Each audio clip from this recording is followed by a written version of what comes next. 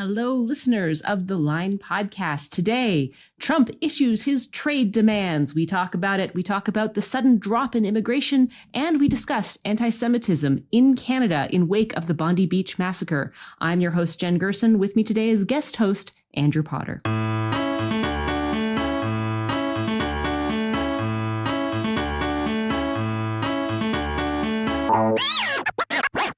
Okay, Andrew Potter, once again, friend of the line, professor at McGill, respectable human being. Somehow we managed to drag you on this podcast again.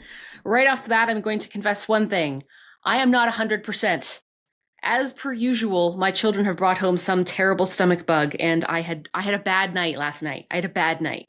So I'm going to do the best I can. We're going to try and keep this really brief. And then we're going to go home for the holidays and enjoy a nice Christmas break with our families. And we will see you all again in January.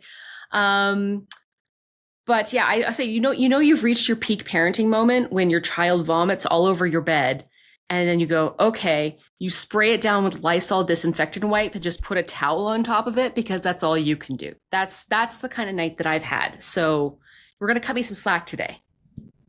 Well, you're looking pretty good, Jen, and I'm happy to keep this shortish. I've got some Christmas shopping I got to run to, so I did have some Christmas shopping I was going to run to, and now my husband has some Christmas shopping he's got to run to. All right, so firstly, right off the bat this week, I think the one of the most interesting files. There's more emotionally sensitive files that we're going to talk about later in the show, but right off the bat. We have a drop from the Americans. U.S. Trade Rep negotiator Jamieson Greer named his grievances with Canada. Presumably, these are going to be some of, at least public grievances. Presumably, these are going to be some of the things that get brought up on the American side when we start to potentially renegotiate certain aspects of UMSCA or CUMSCA, the world's worst trade acronym, in July 1st of next year. Just some background on all this. I'll remind everybody that, if technically that trade agreement with the United States, which was renegotiated during the first Trump term, it goes till 2036. So I think that if no agreement can really come to, basically we just operate under the current rules. But there is this kind of opening in July to sort of look at what we've done, what's working, what's not working. And I think that also the Americans are going to use that opening to try and generate leverage for their particular issues, grievances, and projects. So it's really interesting to look at what the grievances themselves are. Potter. Yeah. Supply managed dairy. I know everyone's going to be very excited to hear me ramble about supply managed dairy in Canada, but that appears to be one of the Americans' significant pain points.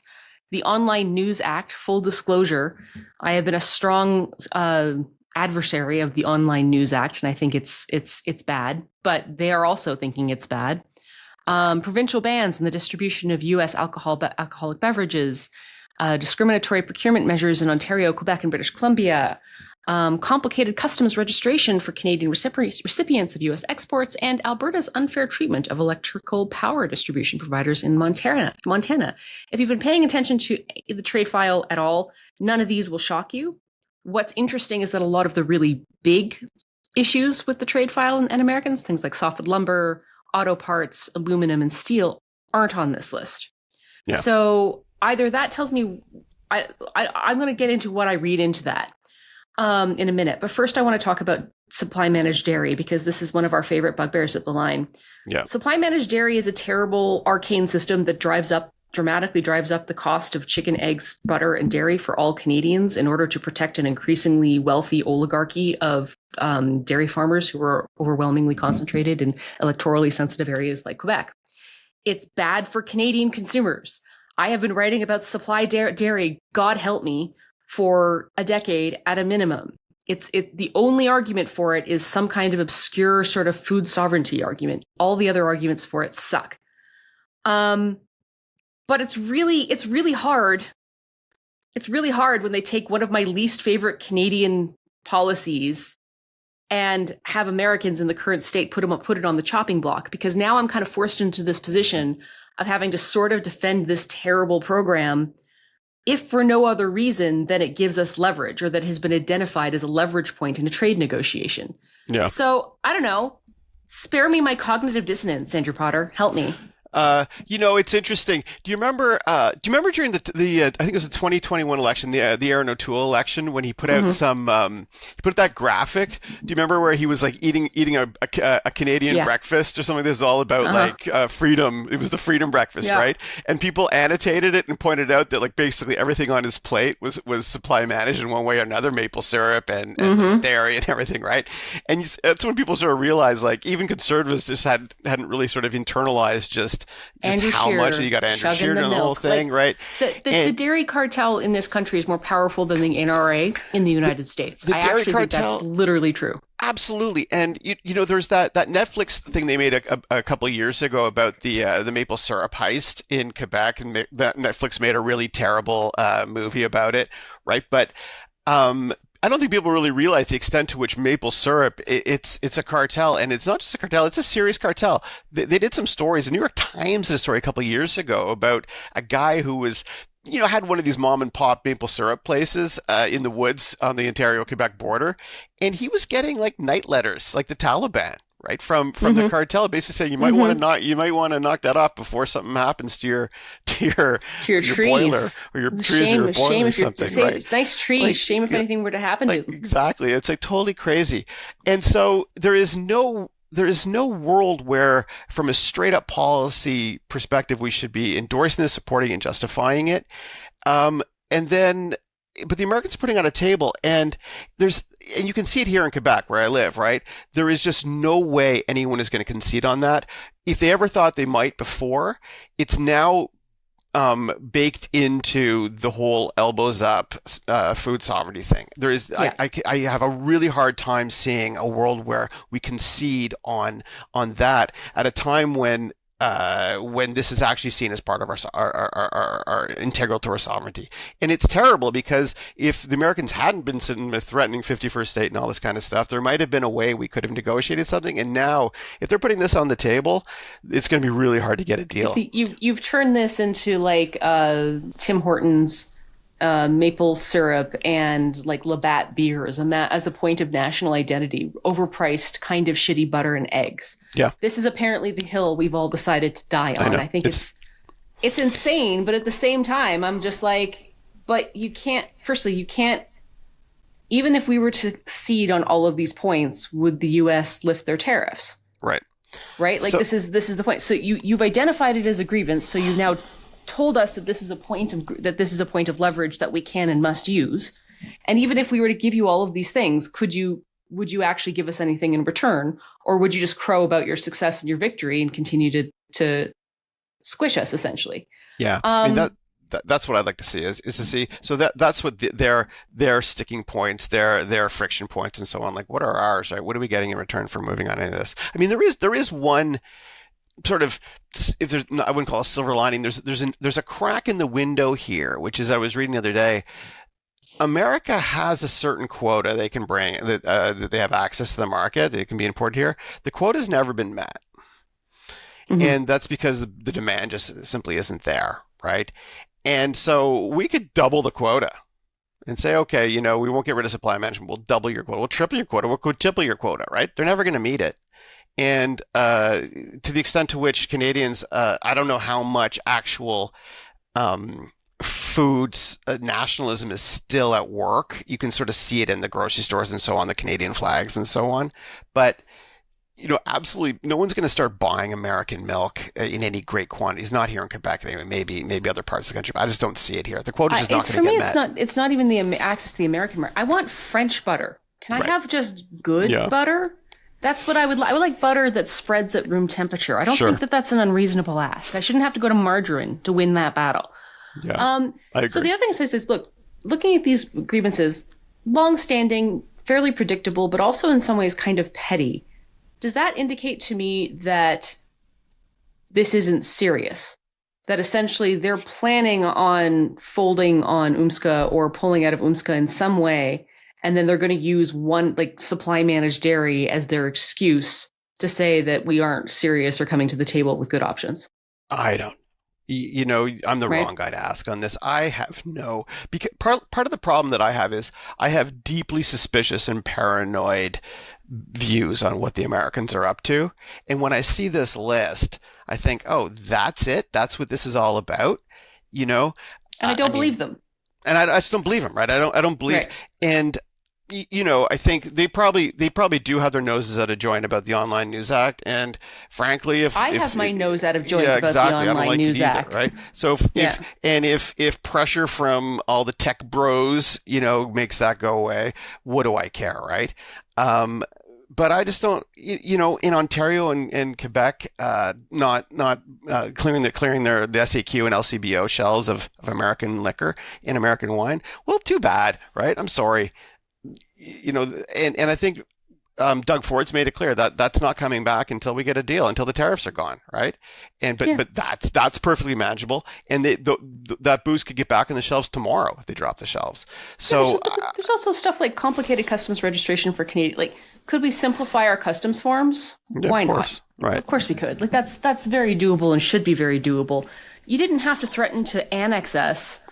Yeah, you know, exactly. And turn right. into the figure state and just basically be dicks all around and try to reshore our integrated manufacturing sector in order to fix a complicated customs registration form. Like, you didn't need to turn us into mortal enemies over that one. But you know what's interesting? I mean, maybe they are this petty and maybe they are this lame, because when Trump, you know, said last summer, the Canadians he said they're nasty, nasty people, right? He had that sneering sort of angry thing. Yeah, it turns out it's entirely about the liquor, right? Like that's what it's about. Symbolic stuff. It's a symbolic stuff, and then he takes a fit over Doug Ford's ads.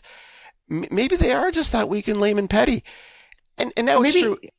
Sorry, go ahead. The other thing I would frame it as is the other possibility is these guys have okay, so I wrote this column for the Star this week, and it was just like, look, and it was about the U.S. national security strategy, and we talked about that a couple weeks ago on the podcast. And the thing that I just can't get out of my head with that strategy is, like, the Americans really feel like they're the victims of the world they made. Yeah.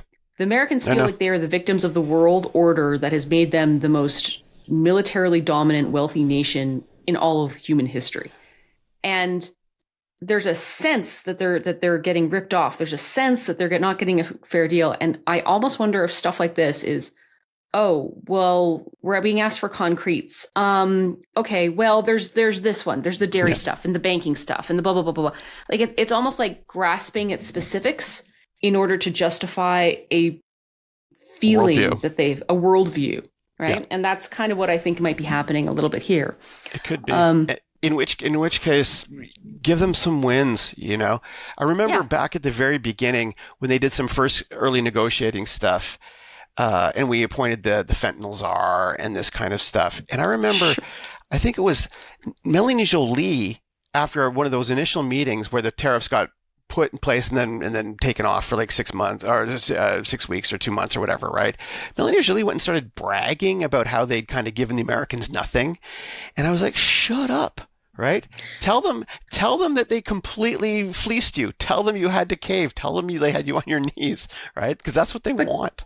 But there's the flip side to that too. And like, did the border measures, and I think it was like what, $1.2 billion in border measures, something, and a fentanyl czar, did that symbolic action actually get us anything? No. Because if that action didn't actually get us anything and we'd be in exactly the same straits with or without it, then I'm disinclined to give them symbolic wins. Right. Right? Like, there has to be a give and take in this relationship. And the problem is that when the underlying trust that exists between the two parties has collapsed, and I think to some extent it has. Yeah. You can't really negotiate in good faith anymore, right? You can't be like, okay, well, we'll change our customs form for you if you drop the tariff by X% on steel and aluminum, right? Because you can't have faith that the other side will ever carry through. Yeah. Right. So it's a really hard position that we're starting from here, and good faith has to be the starting point of any kind of trade negotiation, and I just don't think that it's there. Yeah, I agree. I don't think it is either. Yeah. Anyway, we want to talk about immigration numbers. I'm going to lean on you there. I'd just like to remind people to like and subscribe. And if you haven't already, do check us out on www.readtheline.ca. Andrew Potter, you noticed something that has come out that was very interesting in our statistics bureau. Front page of the Globe and Mail yesterday. Canada reports record drop in population after curbs on immigration. This is like the line story, literally the line. And Yeah. here, I'll just read you the headline real quick, or the lead.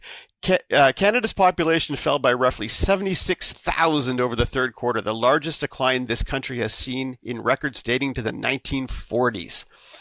And they make it sound like there's been this exodus of people out of the country and so on. And it turns out that what this 76,000 drop in is largely a drop in the number of temporary foreign workers in the country. And so what does all this mean?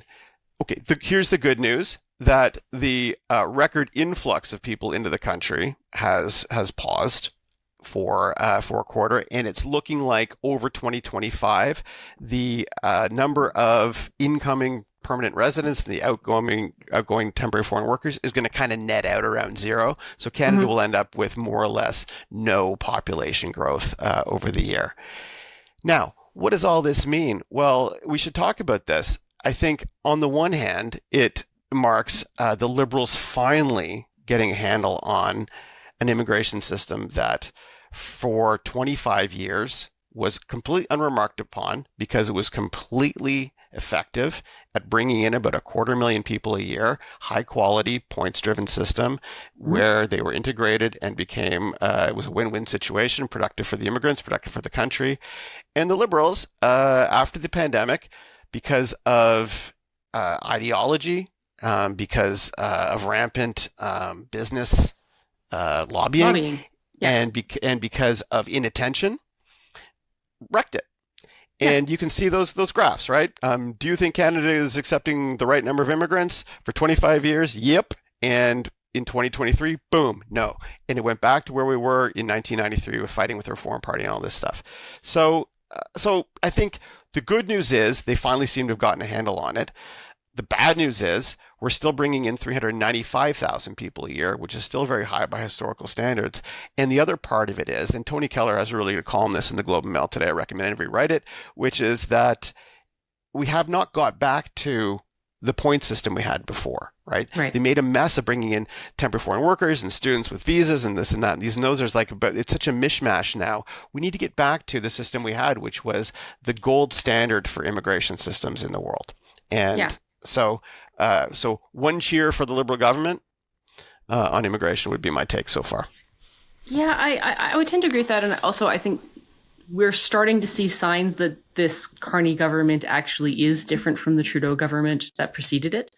It will be interesting to see how our economic performance does, because I think a large part of the reason why we took on so many immigrants is especially in very exploitative temporary foreign worker programs. I want to get into that side in a minute, but was because there was a widespread belief that this was going to juice the GDP. The more people that you put in, the more line go up, right? And it kind of did. It didn't juice the per capita GDP. It just juiced the GDP writ large. And at the same time that this was happening, of course, housing prices continued to be in a state of crisis. We can't build shit in this country, and all of the social structures that we had that support both Canadians and new Canadians and immigrants and temporary foreign workers, everybody else, were put under increasing strain under an economic situation that struggles more and more to actually support these programs.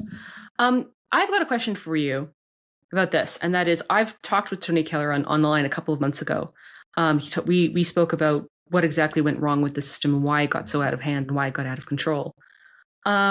And I've stated pretty clearly, I have real issues with the temporary foreign worker program stemming from the couple of years that I spent in the Middle East and the UAE and seeing how non-free work permits lead to exploitation and abuse. To a greater or lesser extent, depending on a lot of different factors like the types of jobs you're doing. But a temporary foreign worker permit that ties you to a specific worker, to a specific place, to a specific industry, severely restricts your ability to function and engage in a free and open market for your labor. And it's just not possible to do that without creating abusive conditions. And there have been horror stories about sexual abuse of temporary foreign workers, for example. Just horror stories about radically terrible work conditions, radically terrible wage conditions. And of course, people are stuck with it because what are you going to do? Go home? And here's my question about this. Personally, I have a real moral concern with that type of social structure, because I think that inevitably creates a very two-tiered society. And I have a moral issue with treating people that way. But here's my issue. The NDP should be on this. Like, the NDP should be the ones absolutely. Well, but am I wrong? These are exploitative labor practices. And my position to a lot of people who've worked here in temporary foreign worker programs for any length of time is that we need to create a path to citizenship for these people, and we need to open up their work permits so that they can work freely across various different lines. And I believe the NDP has like a policy like that in their policy book. So I'm not saying that they're totally silent on these issues. But if I were like Abby Lewis or anyone from the NDP, this would be the thing I'd be screaming about. I'd be like, you have brought in radically more workers than we can support with the existing infrastructure. These workers suppress wages. These programs inculcate abusive scenarios and abusive situations. And then not only do we not really have the capacity to force these people to go home when their work permits are up, because we just kind of lose track of them, really. So we've lost track of like the basic demographics of our country. Yeah. But like, how are we going to support people? How are we going to actually fulfill our obligations to our social safety net in an environment where we have undocumented workers coming in once their permits expand? Like, everything about this should horrify someone from the left, but they're not.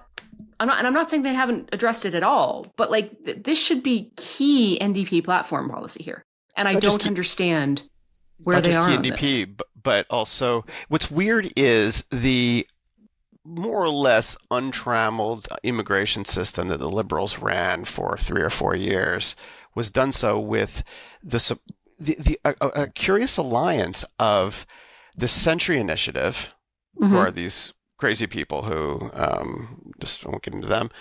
I think we should get into them. Let's get into them.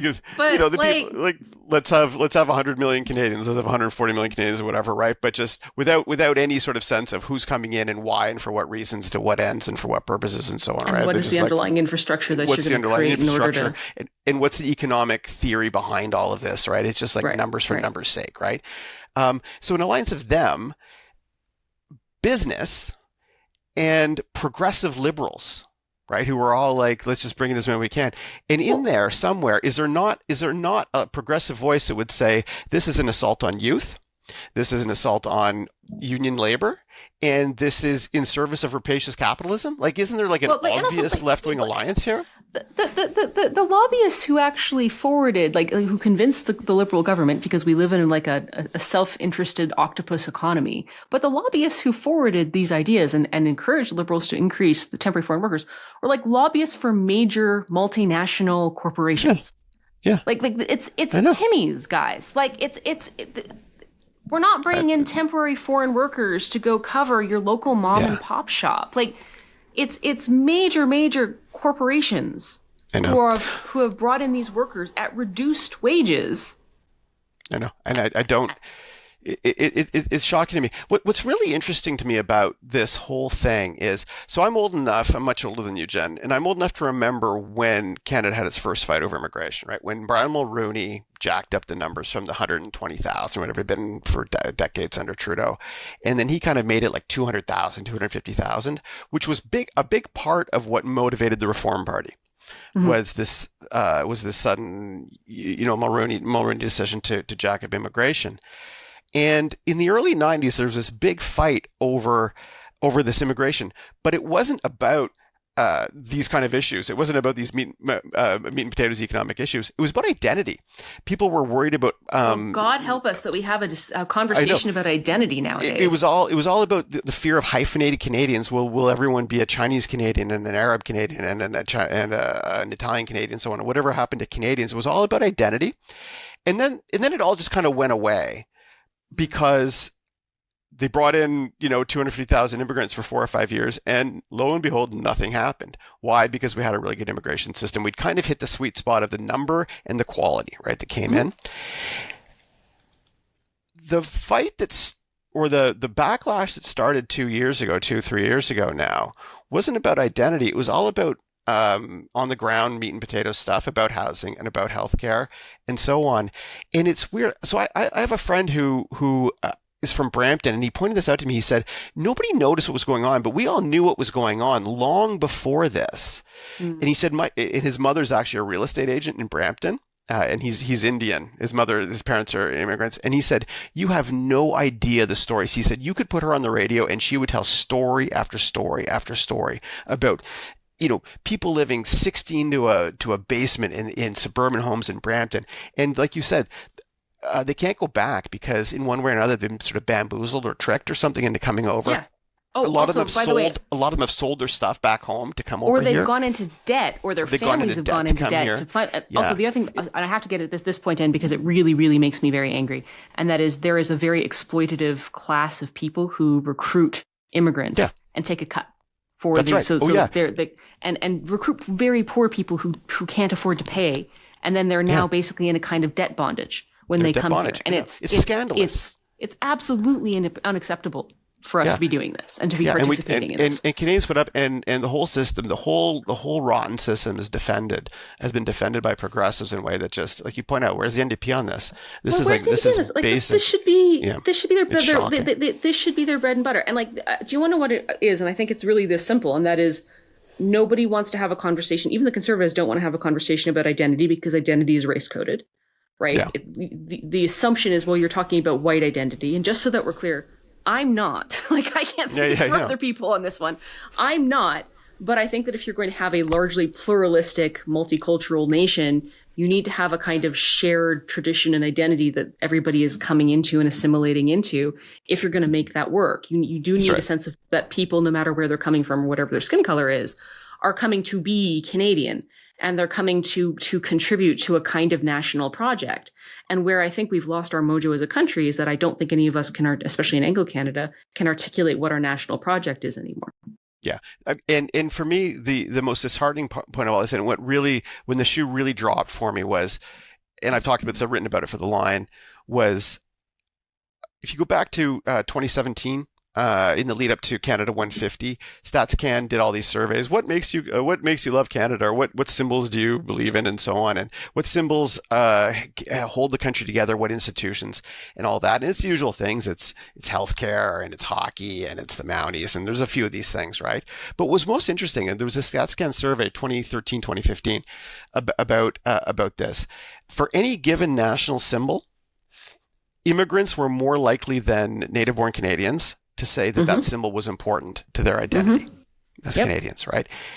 And you can sort of tell yourself a story about why this would be the case, why immigrants would actually sort of come here and become, more enamored of or patriotic or wedded to these sorts of symbols.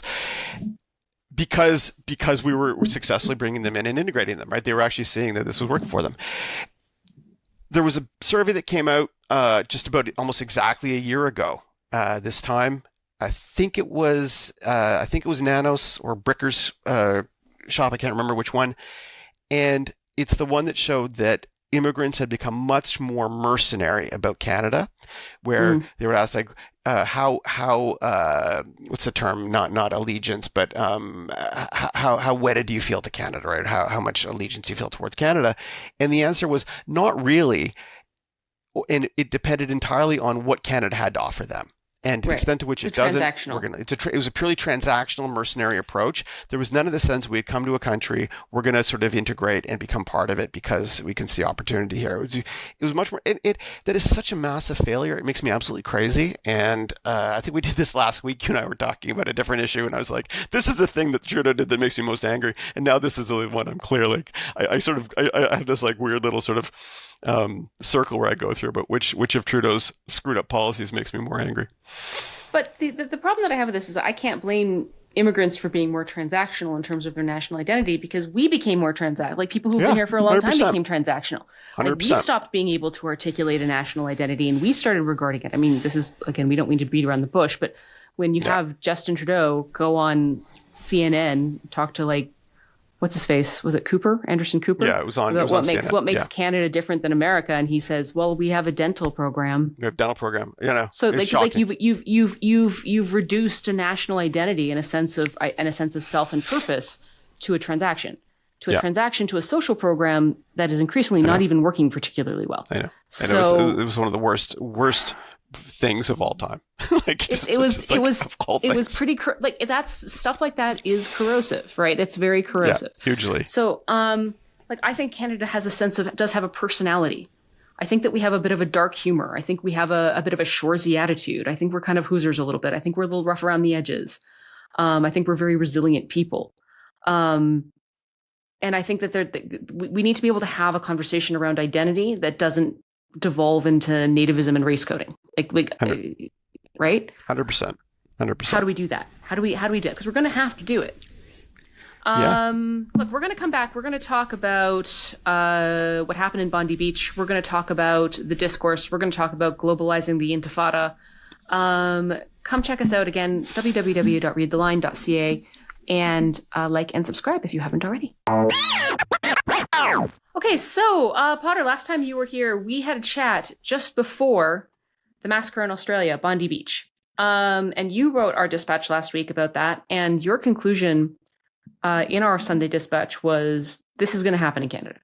This is just going to happen here. It's a matter of time. You're in Montreal. I'm in Alberta.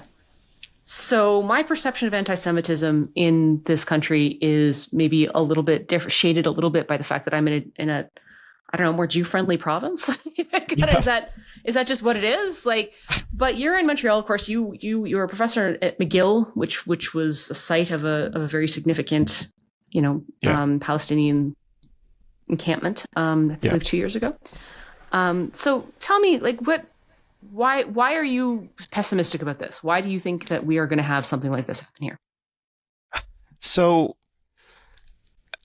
I think the day after it happened, I got a text from a member of my family. And disclosure, my wife and kids are Jewish, and so I have certain views on this. And I got a text from a family member saying, "Just how are your kids handling the news? My kids are old enough to read the news and hear the news and so on."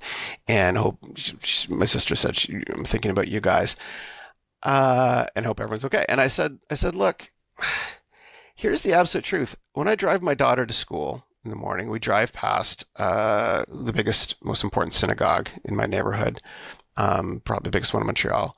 And there's been, for 2 years, a whole bunch of flags, Israeli flags on the lawn of it, signifying that the people dead after October 7th. But also there's been armed guards standing out front.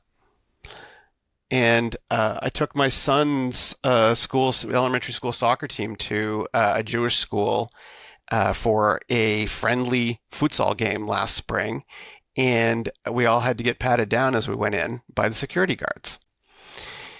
It's just completely normal here, right?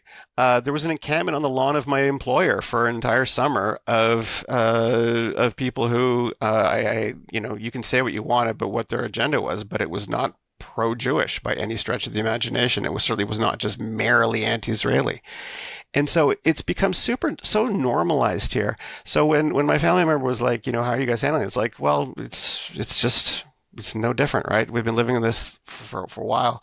And you start to sort of become accustomed to it. And it was only actually really listening to Jesse Brown's podcast. And I know you've talked about it and so excellent, by the way. Everyone should listen to it. It's because Jesse Brown himself sort of admits the extent to which he was feeling almost gaslit by the whole thing, where you start to think, this is just the way it should be. I should not be, because nobody's been killed, right? And so nobody's been killed in Canada yet. So what am I whining about? And there was a passage, I think I quoted it in the dispatch, where it's from the Globe and Mail article, where it said, this comes after a rising level of anti-Semitism and symbols and harassments and so on, and seemingly indifference, or at least lack of action by the Labour government in Australia, right? You just change Liberal government for Labour government and change Australia for Canada, and you've got the same story, right? So what's special in the water here that's not going to happen here? I don't see anything. So I want to get a little deeper here, because one of the things that I think is so corrosive about the way that, especially people on the left, but some people on the right too, talk about Israel and Gaza, is that there doesn't seem to be any real understanding about how corrosive the idea of collective responsibility is in a liberal democracy, right? Yeah. So by that I mean, if you want to go protest in front of the Israeli embassy, if you want to go protest what's happening in Gaza directly with the state, if you want to go sign online petitions about to try and or boycott Israeli goods and direct, like I can be like, all right, that's not anti-Semitism. That's not necessarily anti-Semitism. Sure.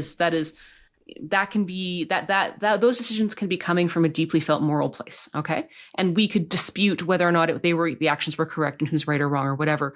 But I don't think that everyone who is protesting what Israel is doing in Gaza or in the West Bank even is coming from an anti-Semitic frame. I don't think that's true. I don't think so either. The problem here is that we have accepted the idea, or not we, but we seem to have normalized the idea that Canadian Jews bear a collective responsibility for the actions of the state of Israel. And that's really dangerous, because I would just ask people to consider, okay, so let me get this straight. Does that mean that Muslims in Canada have a collective responsibility for the attackers in Bondi Beach? Like, does that mean that Russians in Canada bear a collective responsibility for what's happening in Ukraine? If we were to respond to an Islamic terrorist attack by calling a mosque around the corner in Calgary and threatening them, it would be very morally clear to us that would be unacceptable. It would be unacceptable to subject any Canadian to fear, harassment of any kind out of some sense that they bore some individual responsibility for what a member of their religious or ethnic tribe was up to in other parts of the world. Right. Like, it wouldn't be, and we need to have that understanding, because you can't live in a pluralistic, multicultural democracy, liberal democracy, that accepts the idea of collective responsibility that should be imposed upon individuals based on their immutable characteristics. Like that is, I don't know, this isn't complicated. This is very basic civics here, man. Like, this is really straightforward stuff. But we seem to have edged into this idea of collective responsibility more and more and more. And I mean, I hate to say it, but I do think it kind of started with progressive wokeism, right? And intersectionality and all of these types of things. Like, we started to understand, or class whites and white males as a group that has to be disparaged, undermined, and cut down in order to address historic grievances and inequities. And I was like, that's inevitably going to take us to bad places, right? Yeah. Because once you start accepting the concept of collective responsibility, it's only a matter of time before it spreads to other minority groups. And that's really what we're having with Jews in Canada right now, the Jewish diaspora. Yeah. I think that this isn't complicated to me. It is absolutely unacceptable to be shooting at a synagogue in Canada, no matter how deeply morally felt your objections to the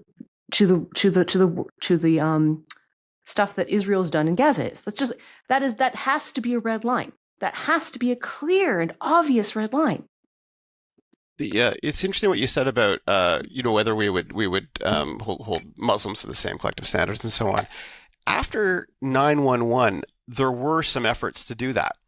Yes, wrong efforts to do that. And so what was really interesting was when people were kind of like insisting that Muslims, the local mosque, denounce bin Laden or denounce this or that or these and those. You know who led the charge against that? George Bush.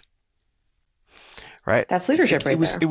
It was really interesting, right? He took a lot of heat for giving that poorly written speech about saying we're in a crusade, right? Everyone's like, oh, he's doing a non-Christian soldiers thing. He wasn't at all. It was just a badly written speech, right? But one of the sort of the George Bush put a lot of work into sort of leading Americans away from what would have been a really dark path. And I'm not saying the war on terror wasn't dark. There was a lot of darkness there, right? But one of the things they did manage to avoid to a large extent, was holding every Muslim down the street responsible for what was happening over in Afghanistan or over in Iraq or over where have you, right? But it was leadership, and it probably cost him a lot of political capital. Yeah. So that's what it takes, right? And what we've got a lot of, and I'll say that I thought Carney's statement was not bad on this, but before Jeremy that we've Farkas had actually did a speech in Calgary that was actually phenomenal. Who did? Sorry. Jeremy Farkas, new mayor of Calgary. Yeah, that's right. Which is really good, right? And it's the first time people see me waking up, because up till now, a lot of the political stuff has been couched in, oh, the communities should not be whatever. Right? What communities are we talking about here? This kind of thing, right? Yeah. Refusal to say this is what happened to this community, it should not happen. And if we've got to a point where politicians can at least name the problem, name the victim, and say what the problem is, it's progress. But we've got a ways to go. Well, to me, it's just there's so much moral confusion on this. As I said, like I'm not a hardliner sort of. You should never criticize Zionism, or you should never criticize the actions of Israel. I ain't that. I think that there's lots of criticism to be placed at Israel. I've placed some of it myself, and none of that's rooted in anti-Semitism, and we can have a rational conversation. But when we talk about the way we treat groups of people, of religious or ethnic groups of people in a pluralistic, multicultural society like Canada, there is no path to harmonious coexistence when you accept doctrines of collective responsibility. And there is no path to harmonious coexistence when you especially impose doctrines of collective responsibility hypocritically. And by that, I mean collective responsibility for thee, but not for me, right? Sure. Like if we're going to normalize collective responsibility, I know some real rabid right-wingers who would love that. But that doesn't end well for a lot of minority groups in this country.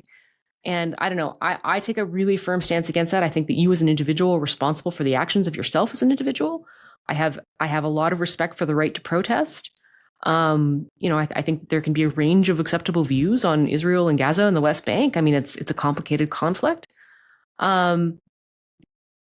But as I said, if you can't see why protesting outside of a Jewish daycare or shooting up a synagogue or calling in threats to a local synagogue in Canada isn't just way over the line,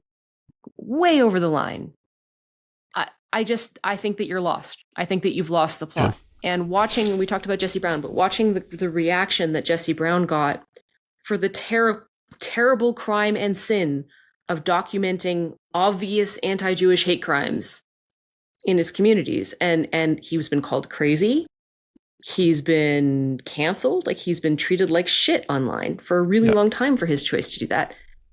That is, you've lost something. You've lost something when you can't see how not gray zone that is anymore. Speaking of not gray zone anymore, something I want to talk about that's kind of making the rounds on Twitter, and I wanted to chat about it because it was really interesting to me. Globalize the Intifada. Potter, I'm seeing this particular phrase make the round, and it's a bit of a contentious phrase. Are the people defending the use of that phrase, do they not understand what Intifada means? I don't know. I can never tell whether people are being deliberately obtuse, acting in bad faith, whether they're just young and don't know what's come before. I can't tell, but it's obviously the excuses and the rationalizations that are being made for it are so obviously wrong that I have trouble understanding what the motivation is. I think it's a combination of bad faith and naivete. What the relative measures are, I couldn't tell you. Okay, so just as a quick history lesson here, Intifada does have its roots in an idea of resistance or uprising. That phrase does have roots in that. However, you can't separate the use of that word from the second Intifada, which happened sort of at the turn of the 2000s, in which 1,000 Israelis were killed and something like 3,000 to 4,000 Palestinians were killed, because the second Intifada was an armed uprising that targeted Israeli civilians with terrorist attacks and suicide bombings, lots of them. So when you use terms like Palestinian solidarity, okay, that can mean a lot of things. Palestinian resistance, okay, that can mean a lot of things. But when you're using terms like globalize the Intifada, that can very easily be interpreted as a call for violence against soft targets and Jewish civilians around the world. That is what that means. That is the way that you were using that term.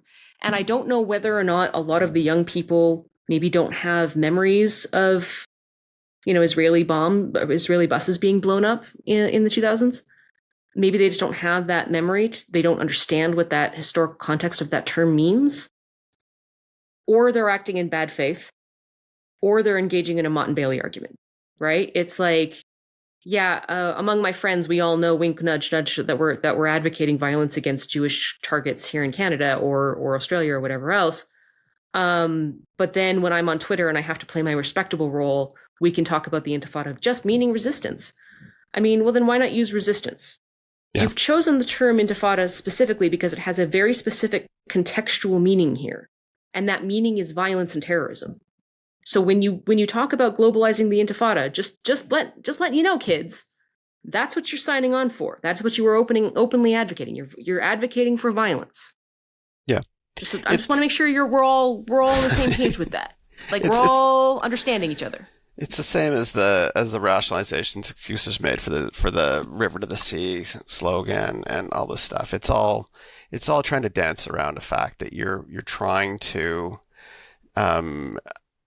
mask your fundamental anti-Semitism with anti-Zionism, and just it's transparent, it's obvious, and it needs to stop. It needs to be called out.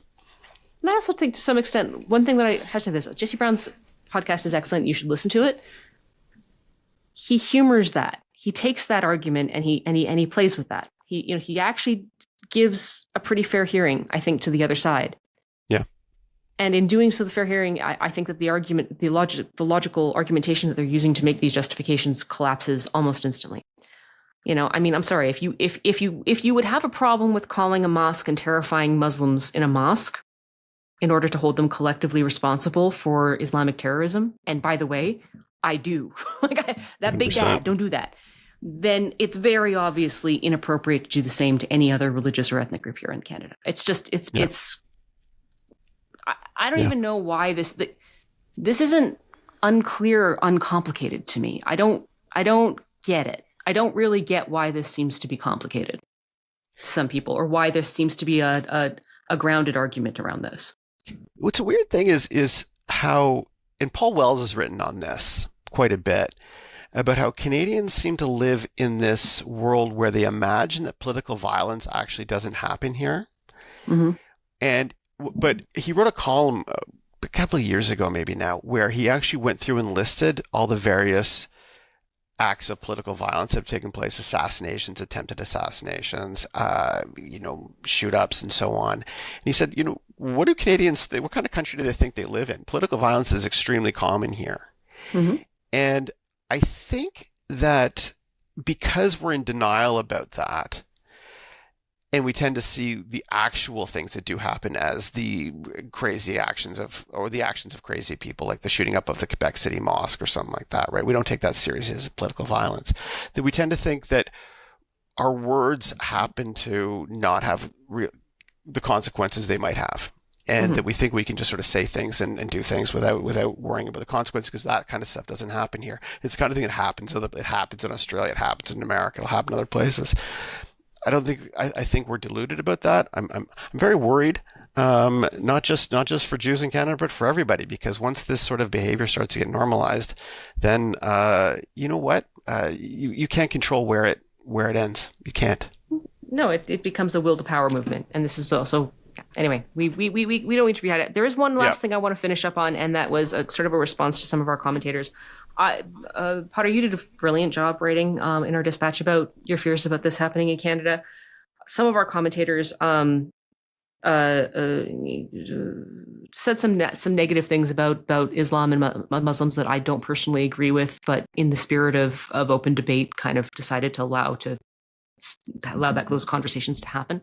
I don't think any of them were over the line, but still some of them made me uncomfortable. And some people challenged us on the fact that we didn't openly just call out Islamic fundamentalism. I'm not afraid to call out Islamic fundamentalism, just so that we're clear. However, just as we're both trained as journalists and mainstream journalists, and we've both covered mass casualty events, and we've both seen terrorist events now, many of them. And major crimes. And one thing that I think that we've learned from our training, or I've certainly learned from my training, is you don't assume the motive like in the first 12 hours after the attack.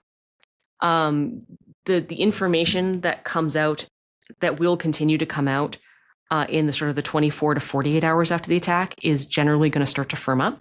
So we didn't want to necessarily presume that the people were motivated by Islamic fundamentalism, or were they motivated by Palestinian solidarity? Were they misguided white kids? Were they, like, we don't want to make those assumptions in the initial hours after an attack, because the information space changes really radically in those first 24 hours. I mean, I'll point to the Brown and MIT shootings right now that police are still releasing details on. I don't know what motivated that attack yet. I'm not comfortable saying I know what motivated that attack yet. I think there's just too many unknown unknowns at this point. I think when you're looking at the Bondi Beach stuff, what happened sort of in the 24 hours after we published, more obvious that there was a religious and a religio-political motivation for all of that. I think there was anecdotal reports of some of the shooters waving ISIS flags. Okay, you're waving an ISIS flag. I'm pretty confident. I'm pretty confident at that point saying that is an Islamic fundamentalist motivated attack. But we need to make sure that we have the facts before we jump to those conclusions. So, to our commentators, no, we're not afraid to say that Islamic fundamentalism and forms of religious fundamentalism are driving some of this stuff. I think that's true. Yep. I don't think it's quite that simple. I think a lot of the motivations are more complicated. But it is a part of the strain here, and there's no fear about that. We just want to make sure that we don't jump to those conclusions before we know. Yeah, when I wrote that dispatch, we just didn't know anything. There was a rumor that one of the shooters was Pakistani, but there were no details. And we also need to give credit to some of the rescuers at the scene, one of which, who I believe was a rather famously a Muslim, who attacked the shooters and shot him down. So I don't want to get into a place of mass demonization of people either. Like, people are people, and this is why I go back to collective responsibility is a bad framework for looking at the world, because individual actions matter a lot more. Yeah. That's just my opinion. Anything else? No. Although, last thing, did you see just this morning they found the brown shooter? No, I didn't see that. I was not in a great place this morning. But right, tell you were me. barfing. I just sort of skimmed it before we came online, you and I were going to chat. It seems he's about some 40 or 50-year-old. They found him dead, a self-inflicted gunshot wound stuffed in a shipping container somewhere. He went to Brown for a couple of years, like 25 years ago. Nobody has any idea what his problem was or what his grievance was. Could just be a crazy man. Yeah. Could just be a crazy. I mean, that also happens. Yeah. Very strange. Okay, well, I think that's it for the thing. We are off. We will see you all again in January, unless something really, really, really big happens, but probably not. Enjoy your holidays. Enjoy your Christmas. Happy holiday, everybody. Have some amazing time with your kids. Happy Hanukkah. Happy Christmas. Happy Kwanzaa. I don't care. Just celebrate the festival with your family and have a nice meal. Okay? That's all I care about. On that note, like and subscribe. Check us out. www.readtheline.ca.